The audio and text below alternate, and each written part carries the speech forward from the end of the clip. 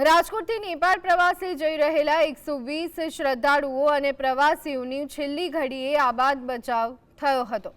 રાજકોટથી 120 લોકોનું ગ્રુપ નેપાળના પ્રવાસે જવાનું હતું, જો કે છેલ્લી ઘડીએ જરૂરી પરમિશન ન મળવાના કારણે આખી ટૂર રદ કરવાની ફરજ પડી।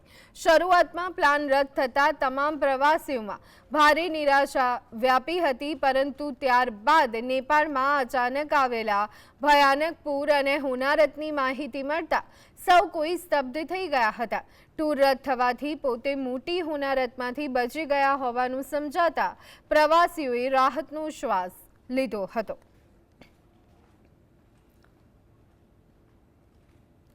ગઈકાલે જે દુર્ઘટના બની એ દુર્ઘટના સમયે અમારે ઓલરેડી ત્યાં અમે હોત, પણ અમે લોકોને એ પરમિશન માટેની ચાઇના ગવર્મેન્ટ માટે ઘણી બધી પ્રક્રિયાઓ કરી, પણ આ કોટા રિવાજ ન થવાને કારણે અમે ન જઈ શક્યા। યાત્રિકો ખૂબ વ્યથિત હતા, ખૂબ દુઃખી હતા। પરમિશન મળી હોત અને ગયા હોત તો આમાંથી એક પણ યાત્રિક છે એ બચ્યો ન હોત, પણ એ મહાદેવની જ કૃપા છે કે જેને કારણે અમે લોકોને પરમિશન ન મળી।